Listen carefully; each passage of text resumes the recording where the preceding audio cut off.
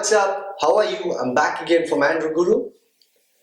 As I promised many of my YouTube subscribers and my Facebook fans that I would be doing a review on the Note 4. It's a sort of a long review, but it's worth watching if you really want to invest in the Note 4, or maybe you have another phone in mind and you do not want to buy the Note 4 for the other phone. Before starting the short review of the Note 4, I would like to inform you that the winner of the Sony Xperia Z2 is going to be declared very soon. As promised, on the 10th of Feb 2015, the winner is going to be decided and it's going to be declared on 11th. So do stay tuned to my YouTube channel, Facebook page, Twitter and even Google+. To start off with the review, I personally like the packaging of the phone. From the bag to the box. You might be wondering, if you did not buy the Note 4, what am I talking about, the bag? Samsung did it really great this time.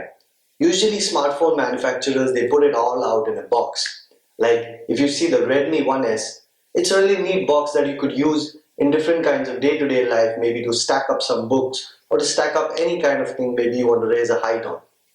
It has a good strength of handling the capacity of any kind of heavy product. The Note 4 box is also neat, just like the iPhone box. But the best part I liked was the packaging.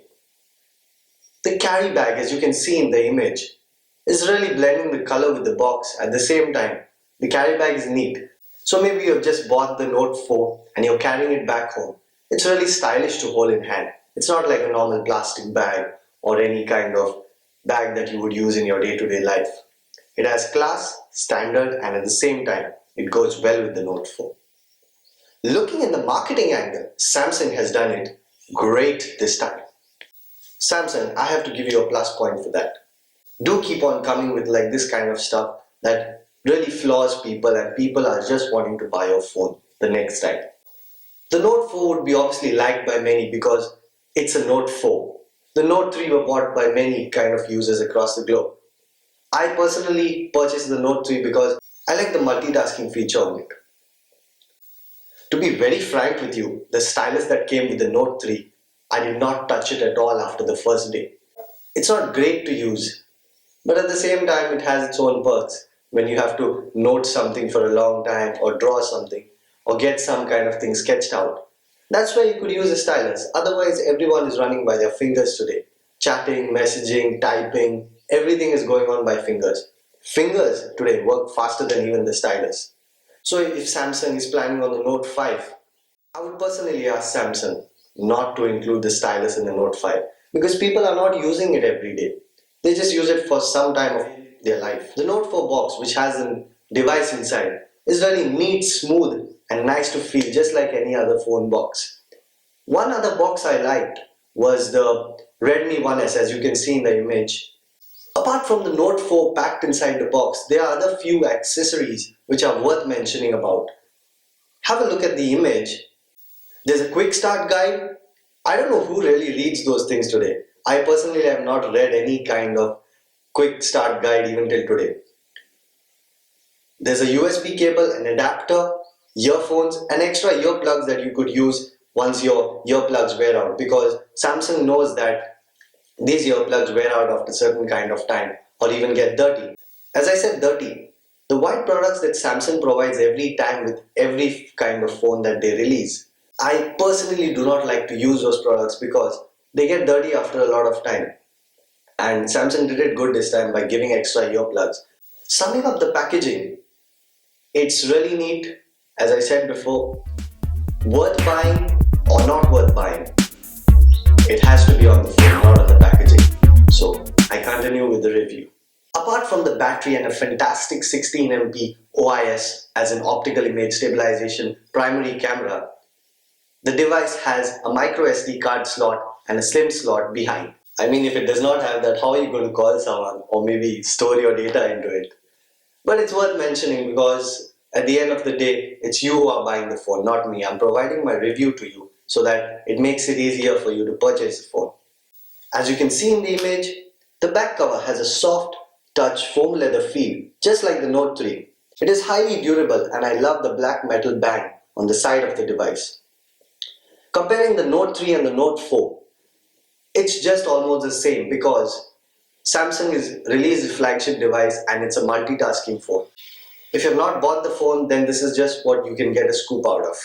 The Samsung Galaxy Note 4 is running Android 4.4.4 KitKat. It's not the latest version, but there's already an update for it, which switches it to Android 5.0 Lollipop. I'm expecting the Note 4 to get the Android 5.0.1 Lollipop update very soon. I did not like the performance and the speed because when I use the multitasking button, the carousel takes a long time to load up, not like other smartphones. It may be because of the processor, but I'll speak about the processor later, it's really high end. I don't know why it's like taking time to load up. Apart from all software, technicalities, features, stylus, and different kinds of things about this phone, it has a quad-core Snapdragon 805 chipset, 3 GB of RAM, and a super high-end GPU, which would really facilitate all your social networking as well as advanced gaming needs. What more would you want in a smartphone? And this is not just a smartphone, it's a phablet. I've been saying smartphone, smartphone for a long time. But it is a pure phablet because it's 5.7 inch. It has a 1440 by 2560 pixels screen resolution. After hearing about the resolution, you're surely going to wonder about the battery. Having used the Note 4 for more than 2 months now, the battery is like a rectangular battery just like any other flagship smartphone that Samsung has released. I have compared this Note 4 with the Note 3 and the Note 2. The battery life is really drained a lot. It's become poor and weak. I mean, if I use it for a day, it gives me just about 4 to 5 hours screen on time. And maybe I can make a few phone calls. That's because maybe I'm using it heavily, but I don't know how you use your phone on a day-to-day basis. What can you expect about the battery with such a high-end resolution display? If you're buying the phablet, remember that it's for multitasking and you will have to buy a battery pack for it. I personally purchased a battery pack yesterday for the Note 4. So you could do the same. Not leaving you confused. The battery drains very fast. So you have to buy a battery pack. I've also used a noting app to show you the brush strokes of the stylus and how you can write and feel smooth on the device. The noting app responds quickly when opened. I have typed in the text, "This is androguru." I love the brush strokes as I use the stylus for this. I practically did not use the stylus for anything else, just to show you this noting app. Since I spoke about the stylus and you can see the stylus in the image, I will say that the stylus, being the USP of the Note series, it's just a waste. The Samsung Galaxy Note 4 has a really fantastic 16 megapixel primary camera with optical image stabilization, OIS in short. It captures images beautifully even in low light conditions. What more would you want? If you're getting a good photo to show your friends or to show your family, that's all what you would like in a smartphone. Have a look at this image which I clicked randomly while doing the review. It's come clear even though I clicked it in low light. The messaging feature, as you can see in the image, it's really neat, clean and smart, not like the previous kinds of default applications that were provided by Samsung. And I forgot to mention, the Android 4.4.4 KitKat OS is running TouchWiz UI on top.